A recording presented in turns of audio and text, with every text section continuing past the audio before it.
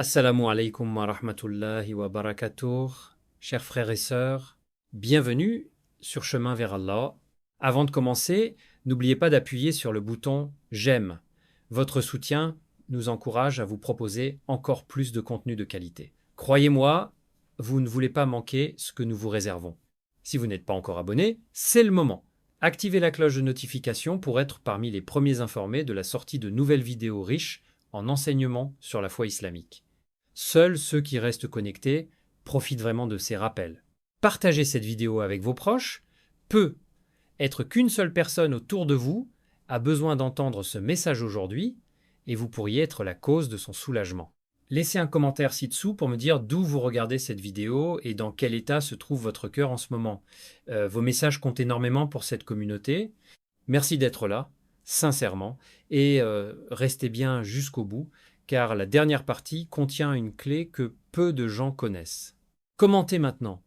Que Allah apaise mon cœur pour marquer votre présence et votre intention. Tu te réveilles fatigué, même après avoir dormi. Ton esprit commence déjà à parler avant même que ta journée ne commence. Tu n'es pas capable. Quelque chose de mauvais va arriver. Les autres réussissent, pas toi.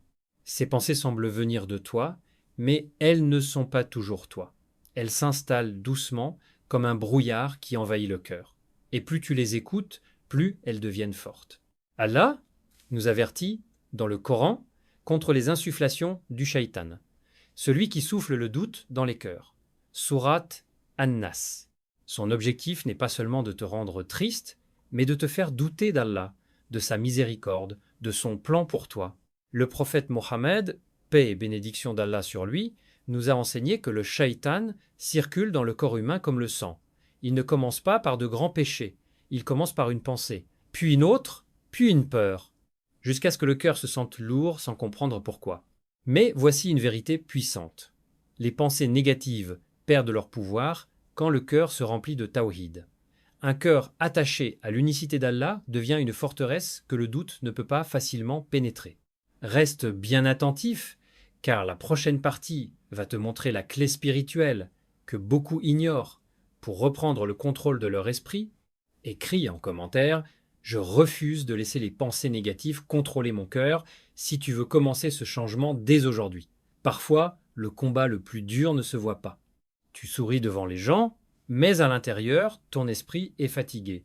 Les pensées s'enchaînent sans pause. « Je ne suis pas assez bien. » Rin et Vasarang. Pourquoi Allah me laisse vivre ça? Ces phrases semblent normales avec le temps. Elles deviennent une habitude mentale. Mais en réalité, elles sont dangereuses, car elles touchent ta relation avec Allah sans que tu t'en rendes compte.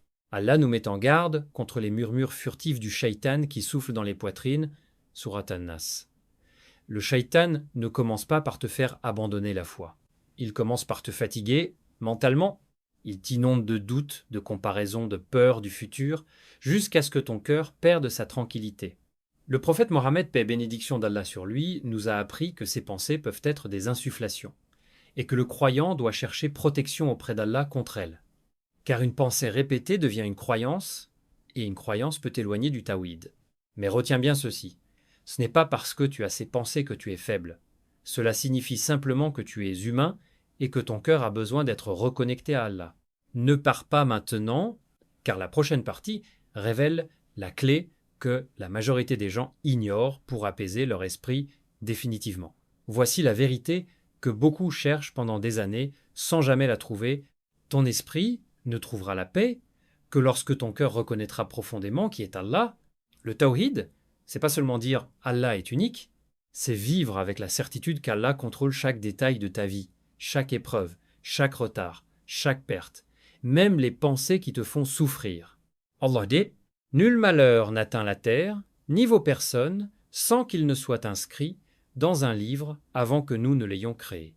Surat Al-Hadid 57 contre 22. Cela signifie que rien n'est chaotique, rien n'est injuste, rien n'est oublié. Même cette tristesse que tu ne comprends pas a une sagesse que Allah connaît parfaitement. Quand cette croyance s'installe dans ton cœur, les pensées négatives commencent à perdre leur force. Pourquoi?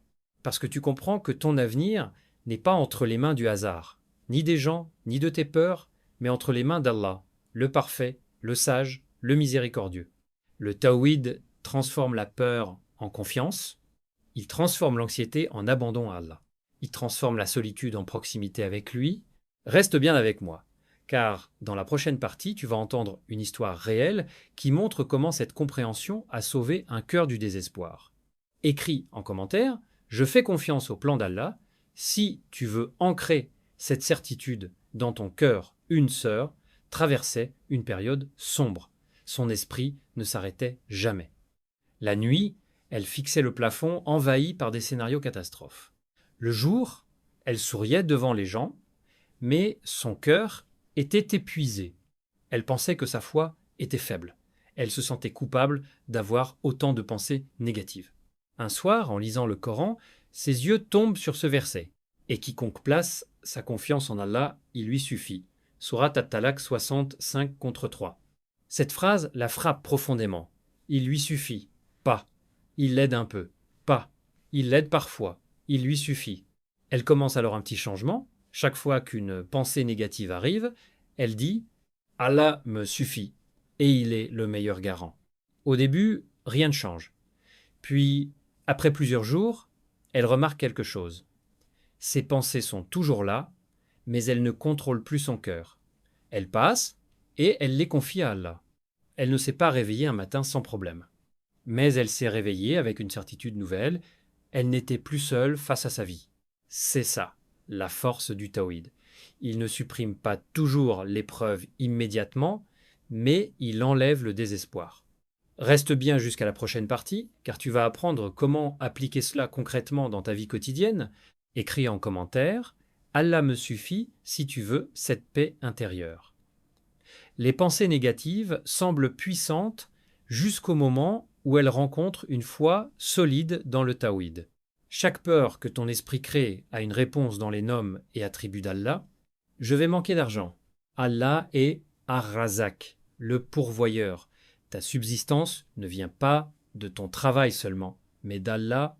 Et si je tombe gravement malade? Allah est Ash-Shafi, le guérisseur. Même la maladie est sous son contrôle et peut être une purification. Personne ne me comprend, je suis seul. Allah dit « Nous sommes plus près de lui que sa veine jugulaire ». Surat Raf 50 contre 6. Regarde bien. Chaque pensée négative parle de perte, de peur ou de solitude. Mais chaque nom d'Allah parle de protection, de sagesse et de présence. Plus tu connais Allah, plus ton esprit se calme. Plus ton tawhid est fort, moins les pensées négatives trouvent de place. Beaucoup de gens cherchent la paix dans les distractions, les réseaux ou l'isolement. Mais la vraie tranquillité vient de la connexion avec Allah. Ne fais pas partie de ceux qui cherchent partout sauf à la bonne porte. Écris en commentaire « Je m'accroche au nom d'Allah » si tu veux remplacer tes peurs par la confiance. Maintenant, passons à quelque chose de concret. Car comprendre, c'est bien, appliquer, c'est ce qui change le cœur. La prochaine fois qu'une pensée négative arrive, ne la laisse pas s'installer. Réagis immédiatement avec ces 3 étapes simples enseignées dans notre tradition. Cherche protection auprès d'Allah. Dis avec concentration « A'udhu billahi minash shaitanir rajim ». Tu coupes ainsi la source des insufflations. Remplace la peur par la confiance. Dis « Hasbiya, Allahu ni'mal wakil ». Cela signifie « Allah me suffit et il est le meilleur garant ». Tu rappelles à ton cœur que la situation est sous le contrôle d'Allah. Ancre le tawhid dans ton esprit. Dis-toi intérieurement, si Allah a permis cette situation, c'est qu'il y a un bien que je ne vois pas encore. Le prophète Mohammed, paix et bénédiction d'Allah sur lui, nous a appris à utiliser les invocations comme protection contre les troubles du cœur. Fais cet exercice sincèrement pendant 7 jours. Observe ce qui change en toi. Ne regarde pas cette partie sans agir. La transformation commence seulement quand tu passes à l'action. Voici quelque chose que beaucoup de croyants ne réalisent pas. Le shaitan ne cherche pas toujours à te faire commettre de grands péchés immédiatement. Parfois, il préfère une stratégie plus silencieuse, te fatiguer mentalement. Il te pousse à trop réfléchir, à imaginer le pire, à revivre le passé, à craindre l'avenir, jusqu'à ce que ton cœur soit tellement occupé par les pensées qu'il n'ait plus d'énergie pour le rappel d'Allah. Petit à petit, la connexion diminue, les invocations deviennent rares, la prière devient lourde et la tristesse augmente. C'est un cercle invisible mais dangereux. Mais Allah nous donne l'antidote. Certes, par le rappel d'Allah, les cœurs se tranquillisent. Sourate Ar-Ra'd 13-28. Chaque fois que tu fais du dhikr, c'est comme si tu allumais une lumière dans une pièce sombre. Les pensées négatives sont comme des ombres, elles disparaissent quand la lumière augmente. Beaucoup de gens nourrissent leurs pensées négatives sans s'en rendre compte. Toi, à partir d'aujourd'hui, tu peux choisir de nourrir ton cœur avec le rappel d'Allah. Écris en commentaire « Je choisis la lumière du dhikr » si tu refuses de laisser ton esprit dans l'obscurité. Regardons la différence entre un cœur sans tawhid et un cœur ancré dans l'unicité d'Allah. Avant, peur constante, anxiété, face à chaque événement, pensées négatives qui prennent le dessus. Après, confiance en Allah, même face aux difficultés, paix intérieure malgré les épreuves. Avant, stress pour le futur, incapacité à lâcher prise, sentiment de solitude.